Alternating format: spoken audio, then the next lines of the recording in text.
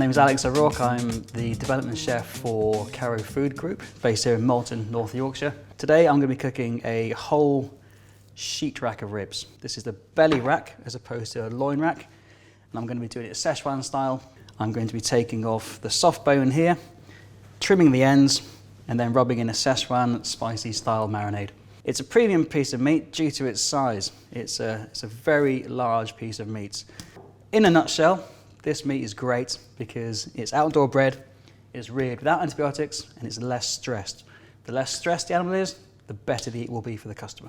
As soon as you put this on the center of a table, it draws people's attention. Ribs, it's a social eating occasion. It's for friends and family. It could be on your own. It can be with mates with a football. You can eat a whole rack. You can have little riblets. You can have them hot, spicy, sweet, sour, sticky, any way you like. It's a great cut. So what I'm going to do with these is make a traditional Chinese rub, which is a Szechuan rub. So there's chili, there's a lot of sugar, a lot of salt, a bit of garlic powder, and then your spices are star anise and cinnamon. The thing is with ribs is, even though they are a part of the body that doesn't do much exercise, so they're not a part of the shoulder, they're not a part of your leg, they're actually quite tough because your ribs are constantly flexing all day long. Therefore, you get quite a tough bit of meat. So what I'm going to do here, I'm going to slow cook it for tenderness first. Very important. If you don't do that, it will be quite tough. Afterwards, take it out, cool it down, then on a very high heat with some hot oil, sear it. Point of searing it, you get the Maillard effect. That is a caramelization, makes it taste fantastic. So, key ingredient today is Szechuan peppercorns. Szechuan peppercorns from the Szechuan region in China. They're very different from a black peppercorn, so they're quite citrusy. They don't have a lot of heat, but they're very important to this flavor. We've also got some chilies, some pink peppercorns, salt and sugar, a little bit of ginger, and some star anise. To make this rub, so simple, you add everything together, grind it. So this rub is going to be very hot, very salty, and very sweet. They're the three ingredients that I want these ribs to taste like. So now I need to prep my ribs ready for cooking. First of all, I'm going to take off all the soft bone along here, which runs all the way along there. This bone here is very hard. This here is soft bone, or white bone, as we call it. So I'm just going to trim this off like so. As you can see, all the white bone there. Now, I'm not going to waste this. What I'm going to do with this now is just trim each individual rib to little bites, or nuggets, as they can be called. And then afterwards, I can marinate these and then slowly braise them, put them in a soup. Do not waste these. I'm going to trim the end of my rack, and I'm also going to take the sharp bone off, which is here. Put these to one side. And here I have my belly rack of ribs. What I'm going to do now is just very lightly score the rack all over the top.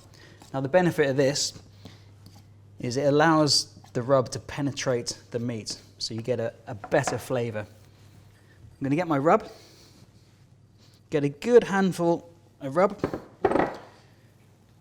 Don't bother weighing it out, just pour it all over the top, as much as you like, and then just gently massage it in.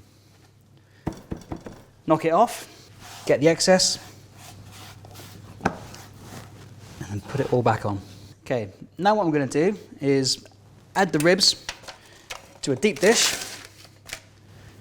I need a tiny bit of water, half a cup of water maybe. I'm going to cover these ribs in foil now. Now the whole purpose of this is to keep the steam in. The steam will tenderize the meat, so when you come to eat them, they'll be lovely and soft.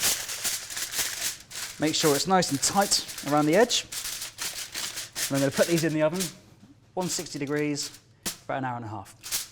Okay, so you're going to take your cooked ribs, which I've done in the oven for about an hour and a half. They're completely cooled now, so they've been in the fridge, and face down into a really hot, screaming hot pan. Don't be afraid of the smoke. You want smoke. Smoke is good. It means it's hot. If it isn't hot, don't put them in.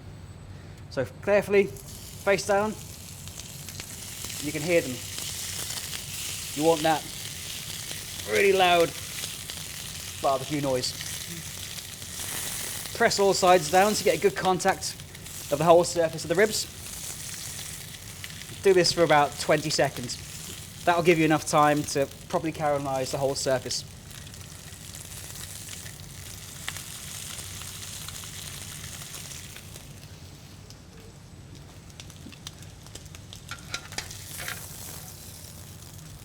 This is what you're after. Bit of charring, bit of caramelization, looks fantastic. Then face up into your baking tray, ready to whack in the oven for 10 minutes. I've finished making the ribs. I've quickly pan fried off some udon noodles with a little bit of sesame, spring onion and sweet soy. What we're going to do is build a little dish, noodles first, stack up the ribs, and then we're going to garnish with a few bits and bobs. So first of all, take your noodles. What I recommend doing is pan frying these on a high heat just to get a bit of crispiness to the noodles, and then add your sweet soy, bit of sesame seed and your spring onions. Now how you finish these is entirely up to you. What I would recommend is take a little bit of the original salty Szechuan rub, sprinkle over the top just to give them a little bit more punch. Add a few spring onions, and then drizzle with a tiny bit of sweet soy all over the ribs, and finish with a little pinch of sesame. There you have Szechuan belly ribs.